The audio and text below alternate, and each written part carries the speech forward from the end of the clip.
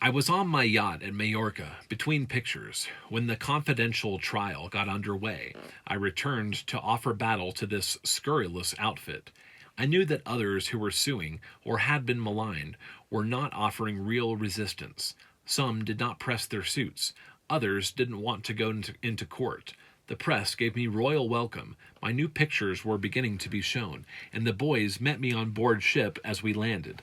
"Hello, fellows." I was greeted with a most unexpected warmth. They were delighted to see me home again. At last, they said, Hollywood will be Hollywood again. There'd be news and color and copy. They wanted to know what I was up to and what I was going to do.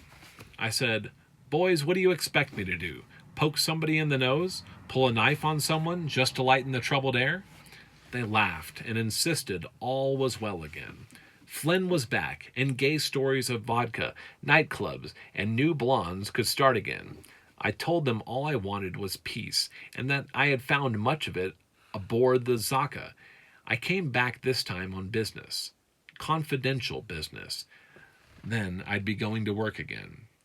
The magazine, Confidential, had been running stories about me. I, like the rest of Hollywood, was the object of its disaffections. In Europe, reading about the parod-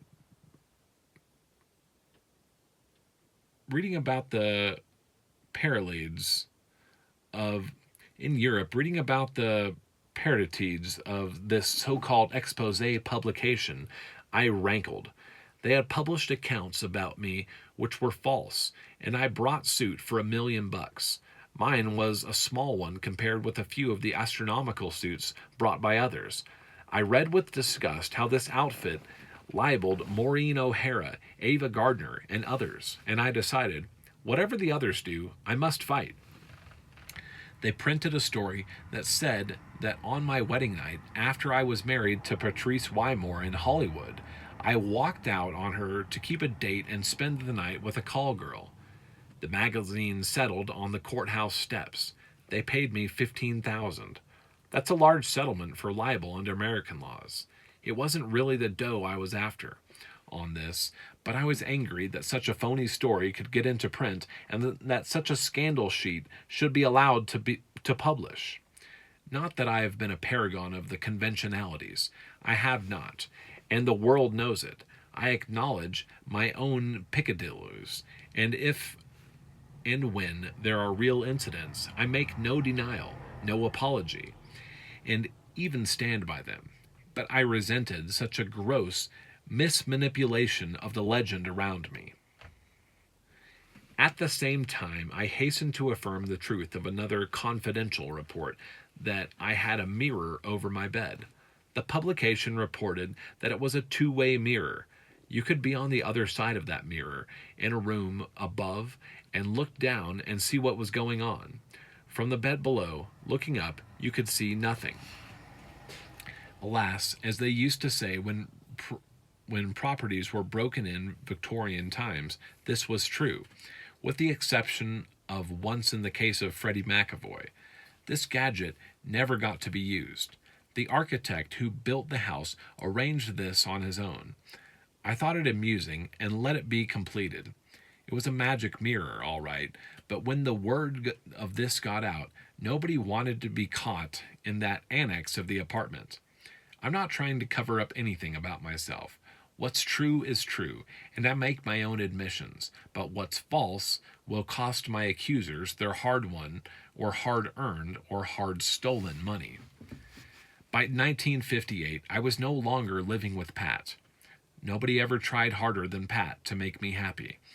We tried hard to adapt ourselves to roles which we both found desperately hard to fulfill.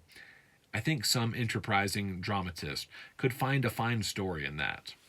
Two show people try hard to invent a quiet life for themselves, to live the way others are said to live. They work at this while being deeply involved in the business of being famous and busy in the insane world of the theater. Naturally, it cannot work. I struck up with the wealthy and cultured playboy, Huntington Hartford, to do something in the legitimate theater. Hunt, as he is usually called, had written an adaptation of Jane Eyre. I signed to do the male lead.